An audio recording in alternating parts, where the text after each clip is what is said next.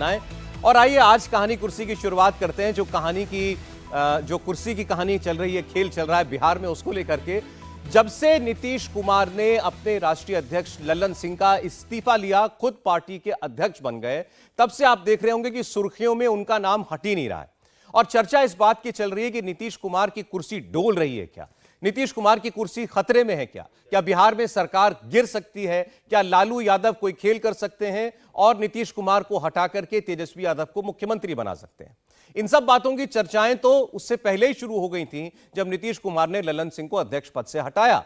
लेकिन अचानक क्या हुआ कि एक बार फिर से इन खबरों ने जोर पकड़ा है। तो आपको बता दें कि एक तरफ बीजेपी लगातार इन खबरों को हवा दे रही है। लगातार बीजेपी के सीनियर लीडर जो बिहार से आते हैं, उनका कहना यह है कि लालू यादव अब नीतीश कुमार को मुख्यमंत्री के तौर पर और लंबी रस्सी देने के लिए तैयार नहीं है।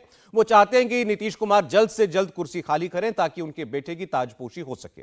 पहले भी ये खबरें आई थी कि लल्लन सिंह जो हैं वो नीतीश कुमार के बहुत करीबी हो गए थे और वो भी ये चाहते थे कि मुख्यमंत्री के पद पर अब तेजस्वी यादव काबिज हो जाएं, और इसके लिए उन्होंने कुछ जेडीयू विधायकों से बात भी की थी। हालांकि अब वो इस बात पर इतने नाराज हो गए हैं जब ये खबर मीडिया में चली कि उन्होंने बाकायदा एक लीगल नोटिस कुछ मीडिया हाउसेस को देने की तैयारी कर ली है। लेकिन अचानक जब लालू यादव ने कल रविवार को विधानसभा अध्यक्ष अवध बिहारी चौधरी को अपने घर पर, राबड़ी देवी के घर पर मुलाकात के लिए बुलाया, उसके बाद से इस खबर ने और ज्यादा तेजी पकड़ ली है। क्या वाकई अब कुछ ऐसा होने जा रहा है बिहार में जिसमें नीतीश के हाथ में कुछ रह नहीं गया? सब जानते हैं कि बिहार में वो तीसरे नंबर की पार्टी है। बीजेपी और आरजेडी की ताकत लगभग बराबर है, लेकिन जहां महागठबंधन के नंबर जोड़ देते हैं तो लालू यादव उस जादुई आंकड़े के बहुत दूर नहीं है।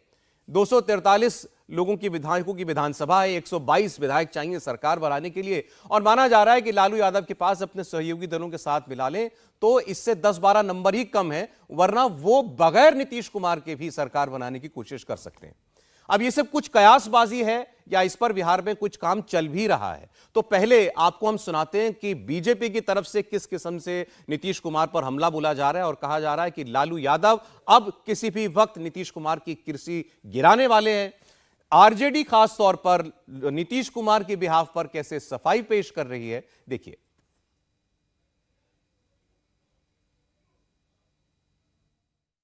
सरकार नीतीश कुमार की है, वो संतरे की तरह है, ऊपर से ठीक ठाक लग रहा है, भीतर से फांक फांक है।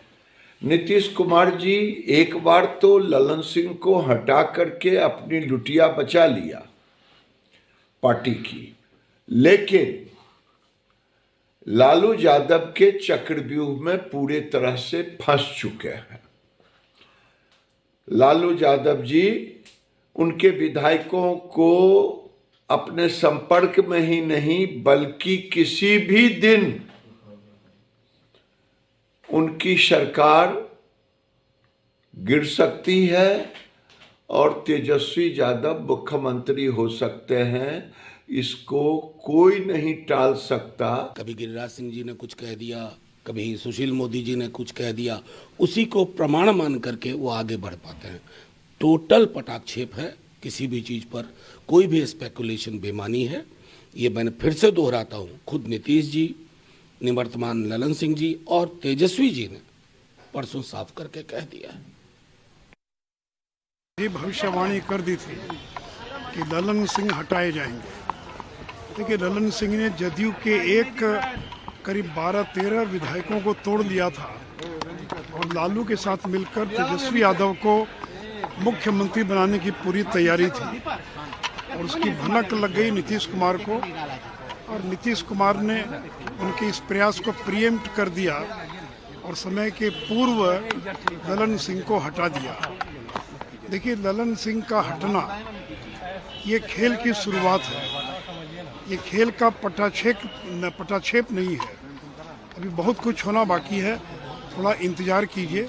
सब बीजेपी वाले बकवास कर रहे हैं, असली मुद्दे से ध्यान भटकाना है। जो नीतीश तेजस्वी की सरकार बिहार में ऐतिहासिक काम कर रही है, बिहार की जनता की भलाई के लिए, नौकरियों की भरमार है, नौजवानों के लिए, किसानों के लिए, मजदूरों के लिए।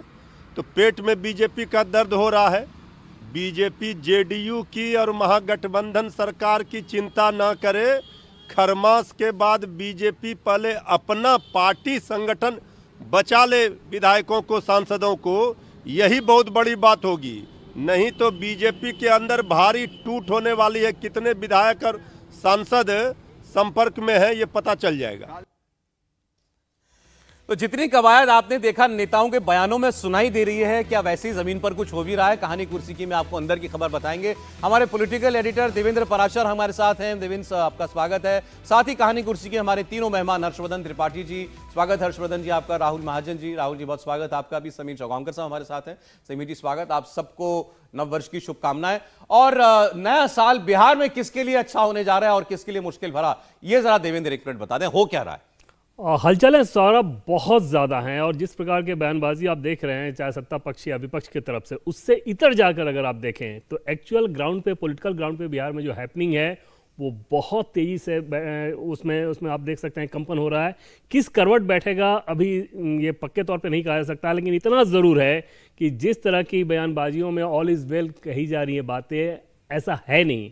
और दोनों ही दलों को बखूबी मालूम है, आरजेडी और जेडीयू को, कि दोनों के तरफ क्या क्या चल रहा है। उसमें पहले बात कर लें तो सुशील मोदी जिस बात को आप कह रहे थे उससे अलग जाकर सोचें तो आरजेडी में इस बात को लेके खूब चर्चाएं हैं कि अब ये समय है कि पाला बदल करा के जेडीयू से और कुर्सी अपने पास आ जानी चाहिए। और आरजेडी का जो शीर्ष नेतृत्व है, हमारे सोर्सेज ये बताते हैं कि वो भी इस बात पर सहमति दे रहे हैं। बस सवाल ये है कि क्या वो ऐसा करने की स्थिति में हैं, कब करने की स्थिति में है, किस तरीके से वो कर सकते हैं। मंशा की बात अगर करें तो मंशा पूरी तरह से उनकी अब बन चुकी है कि तेजस्वी यादव के हाथ में कमान दे देनी चाहिए। और ललन सिंह वाला एपिसोड हो जाने के बाद निश्चित तौर पे उनके इस अभियान को एक तरह से झटका लगा है। अब झटका के बाद वो पांव पीछे खींचकर वेट करते हैं या फिर और जल्द जल्द करने की कुछ कोशिश करते हैं। बस नजर इस बात पर टिकी रहेंगी, क्योंकि उनके सामने भी सौरभ ये खतरा जरूर है कि अगर उन्होंने बहुत ज्यादा बेताबी अगर दिखाई और जेडीयू आरजेडी से अलग होकर बीजेपी के साथ चली जाए तो फिर वैसी स्थिति उनके लिए ज़्यादा मुसीबत भरी हो जाएगी। क्योंकि भले ही अभी मुख्यमंत्री की कुर्सी नहीं है, इतने सारे 14-15 मंत्री हैं आपके पास, सत्ता में दखल है, वो सारी चीज़ें भी छिन जाएंगी। तो एक तरह से आप कह सकते हैं कि बहुत सतर्कता के साथ लालू प्रसाद यादव अपना अगला कदम चलेंगे। लेकिन जैसा कि पहले मैंने कहा कि हमारे सोर्सेज जो बताते हैं कि उनकी मंशा बन चुकी है कि अब कुर्सी आरजेडी के हाथ में आनी चाहिए। और ये लाजमी भी है। नंबर्स के हिसाब से देखें तो तकरीबन 114 का नंबर है उनके पास, 122 का जादुई आंकड़ा है, तो समझा जा सकता है कि कितना आसानी के साथ वो अपने आप को मान रहे होंगे। दूसरी समस्या नीतीश कुमार का जो प्रभाव है सत्ता के अंदर, वो क्योंकि इतना ज़्यादा कम हो रहा है, उसकी कई सारी वजह हैं जिस पे हम लोग आगे चर्चा कर सकते हैं, तो उसके चलते उनको और लग रहा है कि अब हाई टाइम है। कुछ शॉकिंग बातें भी देवेंद्र के पास हैं, अभी हम लोग थोड़ी देर में चर्चा करेंगे। लेकिन जो आप बता रहे हैं उसकी दो बातें आपसे और समझना चाहते हैं देवेंद्र, कि इस मौके पर इतनी बेताबी की लालू यादव या तेजस्वी यादव की क्या वजह है? सामने लोकसभा का चुनाव खड़ा है, अभी क्यों वो नीतीश कुमार को डिस्टर्ब करना चाहते हैं? और अगर तेजस्वी यादव को मुख्यमंत्री बनना है तो उसकी दो ही पॉसिबिलिटी है, या तो नीतीश कुमार खुद कुर्सी छोड़ दें और कह दें कि आप बन जाइए मेरे समर्थन से, या दूसरा कि वो जेडीयू को तोड़ें, जेडीयू के कुछ साथी जो है वो आरजेडी की तरफ आए और समर्थन दें। इन दोनों विकल्पों के अलावा कोई तीसरी बात हो सकती है क्या? पहले विकल्प की सौरभ अगर बात कर लें तो जो हमारे सोर्सेज हैं उनका ये कहना था कि लालू प्रसाद यादव के पास ऐसा कोई व्यक्ति नहीं है जो कि नीतीश और लालू के बीच उस प्रकार से पुल का काम कर सके और उस मैसेज को प्रभावी तरीके से नीतीश कुमार को समझा सके, सिर्फ कह ना सके बल्कि समझा सके। ललन सिंह के थ्रू सोर्सेज ये बताते हैं कि कोशिश ज़रूर हुई थी, लेकिन आपने देखा कि उस केस में क्या हुआ। दूसरे जो 2-3 बड़े नाम थे, जैसे शिवानंद तिवारी की बात कर लें, तो वो इस काम को करा सकते थे नीतीश कुमार के से लालू प्रसाद यादव की तरफ से। लेकिन जो हमारे सोर्सेज है वो बताते हैं कि नीतीश कुमार और शिवानंद तिवारी के रिश्ते कोई बहुत ज़्यादा अच्छे नहीं रहे। हालांकि उनकी कल मुलाकात हुई है, शिवानंद तिवारी हॉस्पिटल में है, बिल्कुल, ये मिलने गए नीतीश कुमार, बिल्कुल वो देखने गए थे। लेकिन जो विश्वास की बात होती है कि शिवानंद तिवारी के कहने पे नीतीश कुमार कदम उठा लें, वैसा नहीं रहा। इसके अलावा 2 और नामों पर विचार किया गया था। उन दोनों नामों के बारे में भी ये कहा गया कि ये भी वो कम्युनिकेशन नहीं कर सकते कि नीतीश कुमार को आसानी से समझा दिया जाए। दूसरा विकल्प अब ये बचता है कि जेडीयू को तोड़ करके अपनी सरकार वो बनाए और 1/3 आपको विधायक तोड़ने होंगे। लालू प्रसाद यादव बिहार में तोड़फोड़ की राजनीति इन्होंने ही शुरू की थी, तो उसमें तो बहुत ज़्यादा एक्सपर्ट हैं, उनको कोई मुसीबत भी नहीं है, सत्ता है, आप तुरंत से विधायकों को मंत्री बनाने का ऑफर दे सकते हैं, 50 तरह की चीज़ें हैं। लेकिन जो अड़चन है वो ये कि अगर नीतीश कुमार बीजेपी के साथ आ जाएं, और जैसा कि पहले भी सौरभ मैंने आपको एक दिन कहा था कि नीतीश कुमार को अगर बीजेपी के साथ आना है तो महज उसमें 1 घंटे का समय चाहिए, 2 फोन कॉल और वो काम हो जाएगा। और वैसी स्थिति में फिर लालू प्रसाद यादव के लिए ज़्यादा बड़ी मुसीबत हो जाएगी। कहते हैं ना, चौबे गए छब्बे बनने दुबे बन के लौटे, वो कहावत चरितार्थ हो जाएगी कि अभी कम से कम आप सरकार में हैं, आपके पास 14-15 मंत्री हैं, वही सतर्कता अभी तक बचा रही है। एक और जो मैंने शुरुआत में से पूछा था, इतनी बेचैनी क्यों लालू कैंप में? जो चल रहा है वो ठीक ठाक चल रहा है, सरकार भी चल रही है। सरकार बिल्कुल ठीक ठाक नहीं चल रही है। अंदर खाने नीतीश कुमार जिस तरह से हैंडलिंग कर रहे हैं, और बाहर सार्वजनिक तौर पे आपने कई सारी चीजें देखी, जैसे विधानसभा का उदाहरण उठाकर देख लें, और ऐसी कई सारी चीज़ें हो रही हैं जो कि बहुत ज़्यादा रिपोर्ट नहीं होता, लेकिन वो हो रहा है। तो अंदर खाने जब उनको ये पता चलता है तो एक तो उससे समझ में आता है कि अगर शासक कमज़ोर है, तो हम सभी जानते हैं कि शुरू से ऐसा रहा है कि फिर बाकी महामंत्री कोशिश करते हैं उसको अबदस्त करके या सत्ता दखल कर लेने की। दूसरी चीज़ कि लालू प्रसाद यादव खुद ये चाहते हैं कि इस काम को जल्द से जल्द करा दिया जाए, ताकि जो किसी पिता के तौर पर आप देखें तो उनकी तो सबसे बड़ी इच्छा भी यही होगी ना कि तेजस्वी को सीएम बना दिया जाए, और वो उनको लग रहा है कि वो मामला बहुत नज़दीक हो सकता है। देखिए, बहुत हर्षवर्धन जी, कहानी तो लगभग खोल दी देवेंद्र ने जो वहां पर चल रहा है। अब सवाल ये कि ये सब कुछ आपको बिल्कुल आंखों के सामने होता हुआ दिखाई नहीं दे रहा, पर्दे के पीछे बहुत कुछ चल रहा है। तो क्या जमीन पर वाकई नीतीश कुमार की कुर्सी डोल रही है?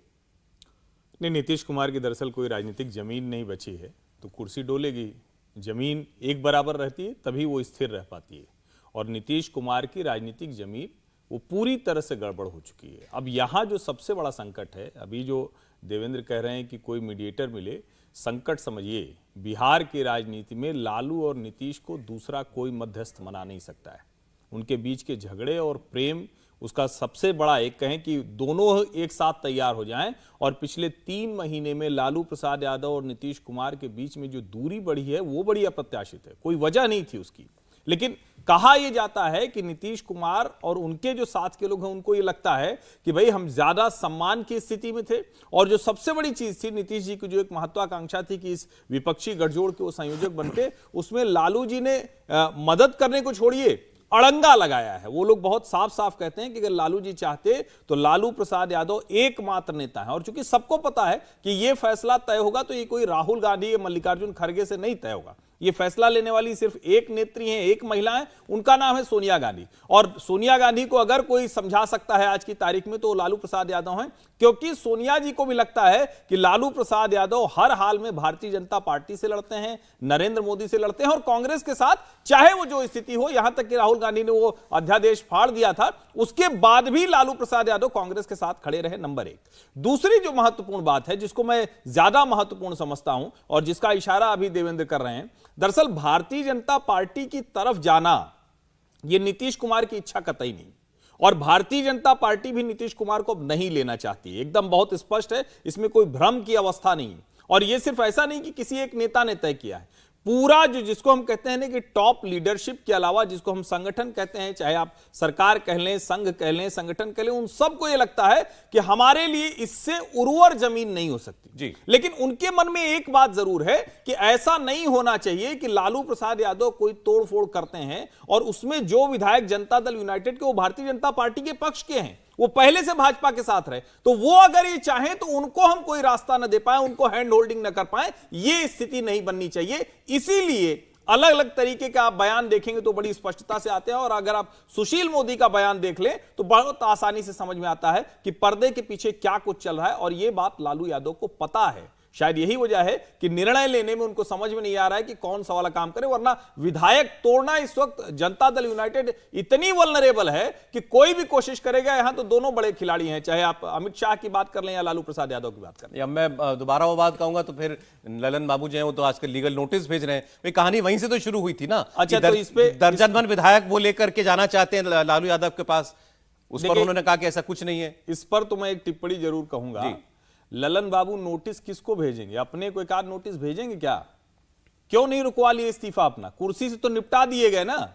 अगर इतना ही मीडिया को नोटिस भेजने का शौक है तो अपनी कुर्सी तो बचा लेते। हम कहते हैं मीडिया को ही दिखाने के लिए कर देते। शाम को हम लोगों को चढ़ के कहते कि अरे आप लोग तो 5 दिन से चला रहे थे।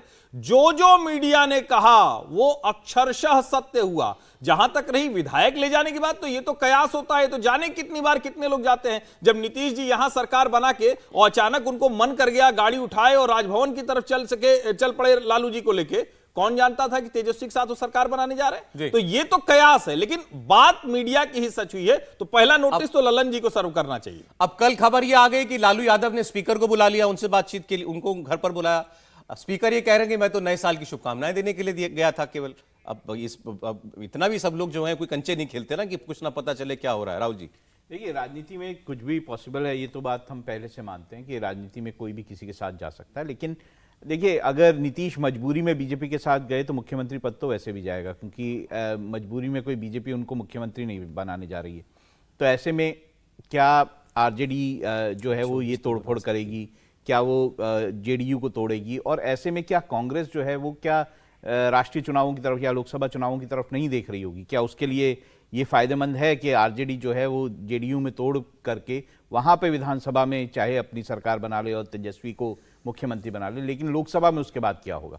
लोकसभा में उसके बाद साफ है कि बीजेपी जो है वो इन सबको साफ कर देगी जो बिहार के लोकसभा चुनाव होंगे।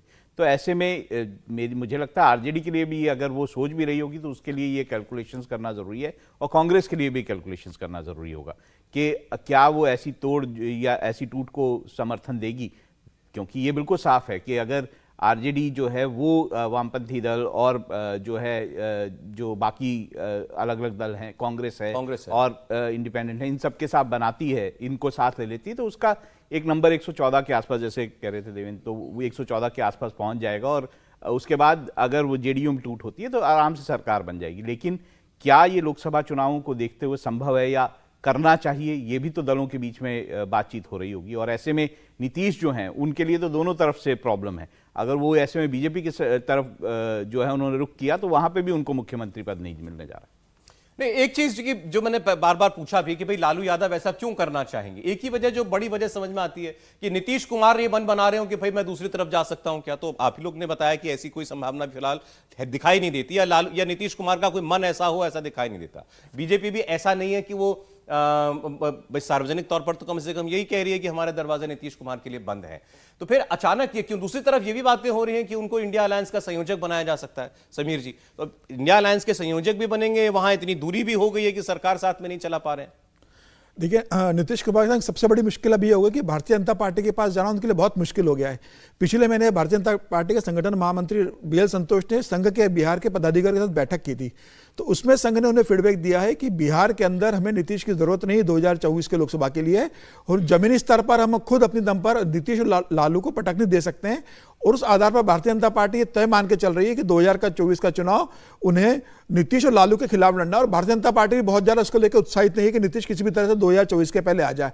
और भारतीय जनता पार्टी भी इस बार टेस्ट करना चाहती है कि प्रधानमंत्री मोदी की लोकप्रियता और जिस हिसाब से संगठन ने बिहार के अंदर काम किया भारतीय जनता पार्टी के ने, और संघ का जिस हिसाब से काम है, एक बार देखना चाहते हैं कि इस बार इस गठबंधन के खिलाफ चुनाव लड़कर हम अपनी जमीनी स्थिति पहचानना चाहते हैं। तो मुझे लग रहा है भारतीय जनता पार्टी के पास जमीनी स्तर से पॉजिटिव खबर आ रही है बिहार को लेकर। उसके बाद भारतीय जनता पार्टी बहुत ज्यादा उत्साहित नहीं है नीतीश को लेने के लिए। लेकिन यह भी चाहिए कि अगर नीतीश कुमार कोशिश करेंगे तो हो सकता है भारतीय जनता पार्टी किसी बड़े रिस्क में न जाए, नीतीश के साथ चले जाए। लेकिन अब मुझे ऐसा लग रहा है कि आज की तारीख में नीतीश कुमार लालू प्रसाद यादव 2024 के पहले ऐसी कोई गलती नहीं करेंगे कि वो जेडीयू के अंदर टूट करे या तेजस्वी को मुख्यमंत्री बनाने की कोशिश करे। लालू प्रसाद इस बात को जानते हैं कि नीतीश के पास भाजपा का एक ऑप्शन उपलब्ध है, और हो सकता है कि अगर मैं ज्यादा प्रेशर डालूं तो वो भाजपा की तरफ चले जाए। ऐसी स्थिति में लालू के पास जो लोकसभा सांसद कुछ मिलने वाले होंगे नीतीश के सहयोग से, वह भी चले जाएंगे और राज्य की सत्ता भी चली जाएगी। तो मुझे लग रहा है 2024 तक ये नीतीश भी जानते हैं और लालू भी जानते हैं कि फिलहाल गठबंधन में बने रहना एक मजबूरी है, और अब जब चुनाव में 90 दिन का भी समय नहीं बचा है, ऐसी स्थिति में वह सरकार गिराकर या जेडीयू को तोड़कर लालू नीतीश कुमार से पंगा लेंगे, मुझे लगता है इसकी संभावना कम है। अभी लालू प्रसाद को भी नीतीश की जरूरत है और नीतीश को भी भारतीय जनता पार्टी से चुनाव के खिलाफ लड़ना है, तो उसे भी लालू प्रसाद की जरूरत है। दोनों की मजबूरी दोनों को इकट्ठा करे हुए 2024 के चुनाव के लिए। 2024 के चुनाव परिणाम के बाद में यह तय होगा कि नीतीश और लालू साथ में रहते हैं या लालू प्रसाद यादव नीतीश की पार्टी में टूट करते हैं, या नीतीश की पार्टी का एक बड़ा विधायक टूटकर आरजेडी के साथ जाता है और 2025 का विधानसभा चुनाव वो साथ में मिलकर लड़ते हैं।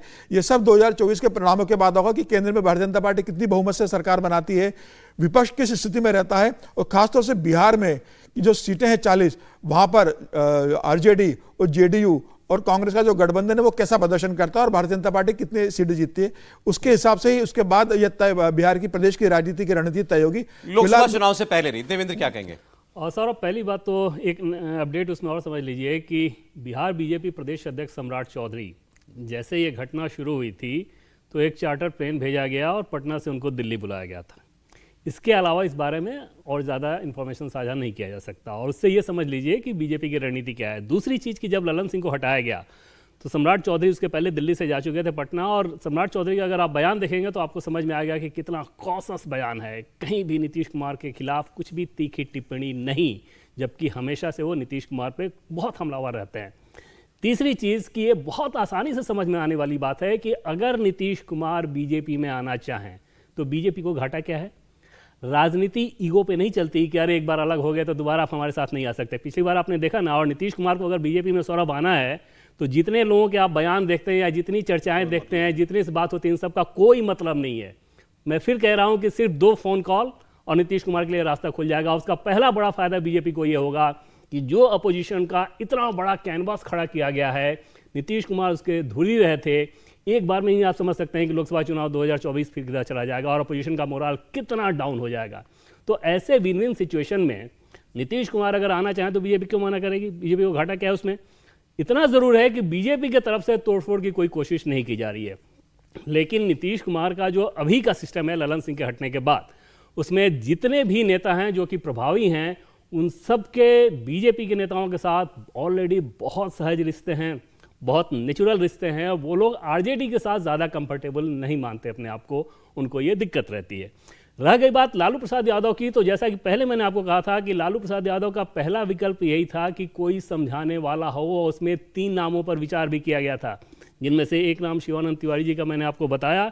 इसके अलावा 2 और नाम थे, उन नामों के बारे में भी ये कहा गया कि लेकिन ये लोग भी समझा नहीं सकते। नीतीश कुमार की अपनी स्थिति की सौरभ अगर बात करें तो जिस बात को लेकर पहले कहा जाता था तो ये समझ में आता था कि शायद ये राजनीतिक द्वेष के चलते ऐसी बातें कही जा रही है, जो कि आरसीपी सिंह कहते थे या अजय लोग कहते थे। लेकिन अब चाहे जेडीयू के नेताओं से आप बात करें, आरजेडी के नेताओं से आप बात करें या बिहार के टॉप लेवल के प्रशासनिक अधिकारियों से बात करें, वो इन समस्याओं को बता रहे हैं और उदाहरण दे दे के ये बता रहे हैं कि ये समस्या नीतीश कुमार की वाकई गंभीर है। और ये जो बातचीत है सौरभ बहुत ज़्यादा चल रही है और उसमें कई सारे ऐसे उदाहरण हैं जिनको सुनकर हैरानी होती है। नीतीश कुमार का पब्लिकली आपने अपीयरेंस कई मामलों में ऐसा देखा होगा, जो पहले के नीतीश कुमार को और अब के नीतीश कुमार को देखें तो आपको समझ में आएगा कि ये तो एकदम 180 डिग्री अपोजिट है। क्यों हो रहा है ये? और पब्लिकली जितनी चीज़ें हो रही है सौरभ, उससे ज़्यादा अंदर खानों की चीज़ें हो रही हैं। 2-3 उदाहरण आप ऐसे हैं जिनको सुनकर आप हैरान रह जाएंगे कि क्या वाकई कोई समस्या है। आप बात करें मेडिकली उनकी कैपेबिलिटी की, बहुत ज़्यादा। जैसे जेडीयू के एक नेता का ये कहना था, और वो बड़े नेता हैं, नीतीश कुमार के बेहद भरोसेमंद हैं, और बहुत दुख के साथ उनका ये कहना था कि कई बार तो उनको हम नेताओं को पहचानने में भी दिक्कत हो जा रही है। अब आप अंदाज़ा लगाइए कि ये कितनी चिंताजनक बात है अगर ये सही है। और जेडीयू के नेता कह रहे हैं, किसी और मंशा से नहीं कह रहे हैं, ऑफ रिकॉर्ड इस बातचीत को बता रहे हैं और बहुत दुख के साथ वो बता रहे थे, बहुत चिंता के साथ वो बता रहे थे। तो ये सारी चीज़ें क्योंकि वो मुख्यमंत्री हैं तो आप समझ सकते हैं कि इसका असर तो पड़ना ही है ना। इसमें लालू प्रसाद यादव कैसे ये नहीं चाहेंगे कि जल्द से जल्द फिर अपने बेटे को मुख्यमंत्री बना दिया जाए।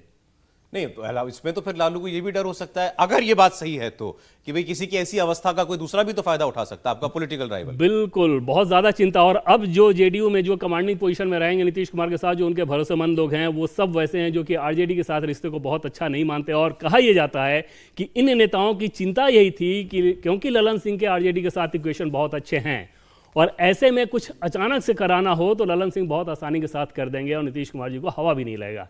नीतीश कुमार को राष्ट्रीय अध्यक्ष बनाने का सबसे बड़ा फायदा उनको ये लग रहा है कि अब कमांडिंग पोजीशन में हम लोग आ चुके हैं और कोई ऐसी चीज़ नहीं होती। बिहार के प्रशासनिक अधिकारियों से सौरभ बात करें तो आपको बताएंगे, और मैं टॉप लेवल के प्रशासनिक अधिकारियों की बात कर रहा हूँ, डीएम या कमिश्नर उस लेवल की नहीं, उन अधिकारियों से आप बात करें तो आपको बताएंगे कि मीटिंग में जो मीटिंग होती है मुख्यमंत्री के साथ, उसमें नीतीश कुमार के जो रिफ्लेक्सेस थे वो पहले की तुलना में कितने कमज़ोर हो गए हैं। 3 अधिकारियों का ये कहना था कि पहले नीतीश जी एक पेज देखते थे तो बहुत आसानी के साथ पूरा समझ जाते थे कि आगे इसमें क्या होने वाला है। इतने शार्प ब्रेन के थे, बहुत कुशल प्रशासनिक क्षमता वाले व्यक्ति रहे हैं। अब उनका यह कहना था कि ऐसा होता है कि एक एक पन्ना अगर पढ़ना हो तो मुख्यमंत्री महोदय को आधे घंटे लग जा रहे हैं, 40 मिनट लग जाता है समझने में। तो ये सारी चीज़ें ये बता रही हैं कि समस्या किस प्रकार से आगे जा रहा है। और जैसा कि पहले मैंने आपको बोला कि अगर अपने करीबी नेताओं को कभी पहचाने में दिक्कत हो, प्रशासनिक तौर पे इस प्रकार की समस्या हो, आरजेडी के एक बहुत बड़े सोर्स का ये कहना था और वो जॉर्ज फर्नांडिस से इनकी स्थिति की तुलना करके वो बता रहे थे कि समस्या कुछ वैसी हो रही है।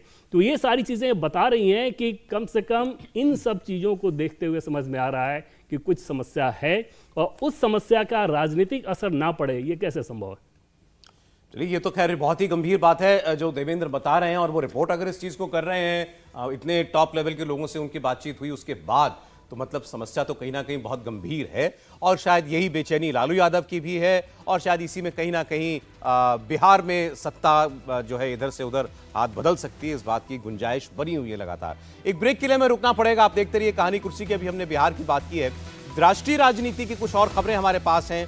कांग्रेस पार्टी कितनी सीटों पर देश में चुनाव लड़ना चाहती है, इसको लेकर के एक अंदाजा अब आ चुका है। क्या कांग्रेस 2014-2019 की तुलना में बहुत कम सीटों पर इस बार मैदान में उतरती हुई आपको दिखाई देगी? अरविंद केजरीवाल अपनी विपश्यना से बाहर निकल करके जब प्रेस के सामने आए तो पहली बार में उन्होंने क्या कहा, गठबंधन में रहना चाहते हैं, नहीं रहना चाहते हैं, उनकी बात भी आपको सुनाएंगे। एक छोटा सा ब्रेक, देखते रहिए कहानी।